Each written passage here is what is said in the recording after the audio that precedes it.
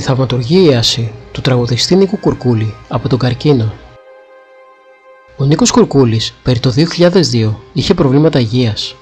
Σε εξετάσεις που έκανε, διαπιστώθηκε καρκίνος στο πάγκρεας.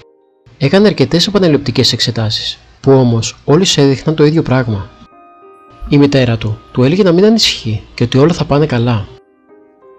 Κατά την περίοδο της Σαρακοστής και αφού τελείωσε το πρόγραμμα στο κέντρο που εμφανιζόταν, χαιρέτησε όλους τους φίλους του και προσέφερε δωράκια σε όλους τους συνεργάτες του, σαν να μην μπορούσε πια να χαρεί αυτή τη χαρά του κοινού. Μάλιστα, τότε άρχισε να κυκλοφορεί η φήμη περί της σοβαρής αρρώστιας του Κουρκούλη και ότι βαδίζει τις τελευταίες ημέρες της ζωής του. Οι φίλοι του τον πίεζαν να πάει στο Άγιον Όρος, το ίδιο και ένας θείος του, και φυσικά τον πείσανε, μιας και ήταν ένας πόθος του χρόνια τώρα να κάνει αυτή την επίσκεψη. Πριν ξεκινήσει, έκανε μια επανάληψη των εξετάσεων, χωρίς όμως να πάρει τα αποτελέσματα, γιατί την επόμενη θα έφευγε για το Άγιο Όρος. Ήξερε ότι οι εξετάσεις θα έδειχναν το ίδιο όπως όλες οι προηγούμενες και είχε πάρει πια την απόφαση να πάει στην Αμερική και να κάνει χειρουργείο σε κάποιο γιατρό που του είχαν συστήσει που ήταν ειδικός παγκρεατολόγος. Ξεκίνησαν λοιπόν και μπήκαν στο καραβάκι που θα τους πήγαινε στη Δάφνη. Ήταν μεγάλη εβδομάδα και όλοι ξέρουμε ότι είναι μια περίοδος με φουλ επισκέπτες. Το καραβάκι ήταν γεμάτο κόσμο. Παρ' όλα αυτά, υπήρχε μια καρέκλα στο καραβάκι που δεν καθόταν κανένας. Οι φίλοι του πρότειναν να κάτσει αυτός, και όπως και έγινε. Φυσικά, όλοι οι ταξιδιώτες τον χαιρετούσαν και του ζητούσαν να βγουν μια φωτογραφία μαζί του. Δίπλα του καθόταν ένας κύριος γύρω στα 50, και κάποια στιγμή γυρίζει και τον ρωτάει: «Είστε ο Κουρκούλης?» «Ξέρετε, εγώ δεν σας γνωρίζω γιατί είμαι από Αμερική, αλλά η κόρη μου σας ακούει και της αρέσουν τα τραγούδια σας. Μπορούμε να βγάλουμε μια φωτογραφία μαζί για να της δώσω χαρά?» Έβγαλαν τη φωτογραφία και μετά έπιασαν κουβέντα.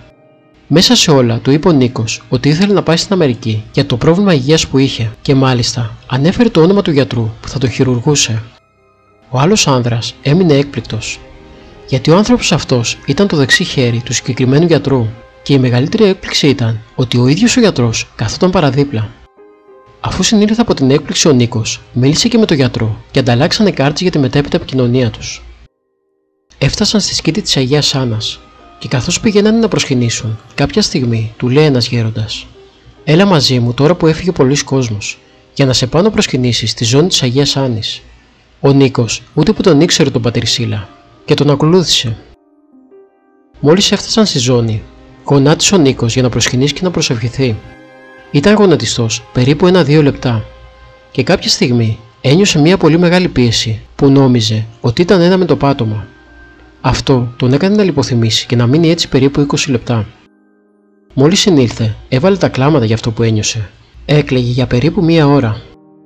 Μετά πήγε στο δωμάτιο που ξάπλωσε και κοιμόταν σχεδόν ολόκληρο το υπόλοιπο της ημέρας.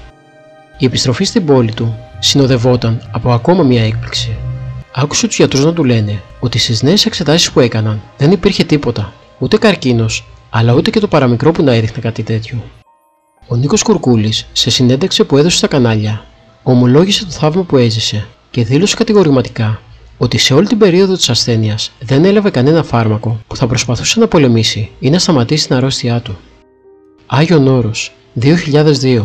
Πατέρας Μακάριος. Το θαύμα της Αγίας Άννης στον Νίκο Κουρκούλη.